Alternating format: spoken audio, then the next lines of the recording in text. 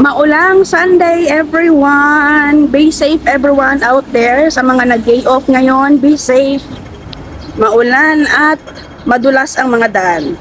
Ngayon ay kahanap ako ng pagkain namin ni Lola. Hindi ko na alam kung ano ang orderin ko kasi parang naumay na ako. Naubos ko na lahat ng restaurant dito malapit sa amin. Tara, samahan niyo ako kung ano ang bibilhin ko.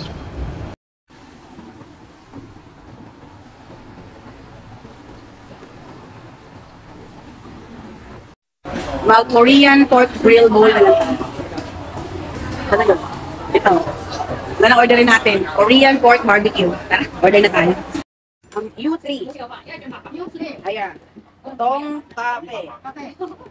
Stay out. No. Antayin na lang natin sa glit. Yung in-order natin.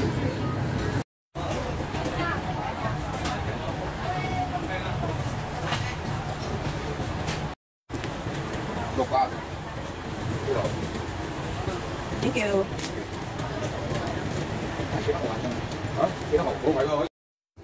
Meron pala tong kimchi, tapos merong toge.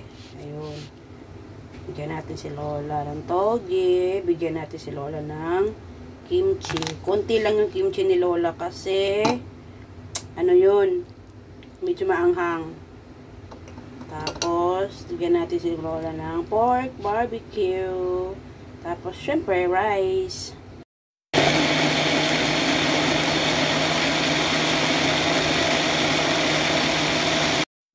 Hi. Hi. Good? Good morning. Good morning. Sikpan.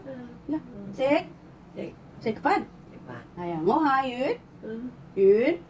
Why? Okay. Ay, good afternoon. Tara, lunch po. Ayan na po yung lunch namin ni Lola. Ayun. Just me, kagabi. Nagtitigan na naman kaming dalawa. Dahil sa hindi ko siya pinansin, pinagtatapon niya sa akin yung mga throw pillow niya. O diba, kamusta naman yun? Tapos grabe, maulan ngayon, pero oh, grabe, init na init. Hulas na hulas ako.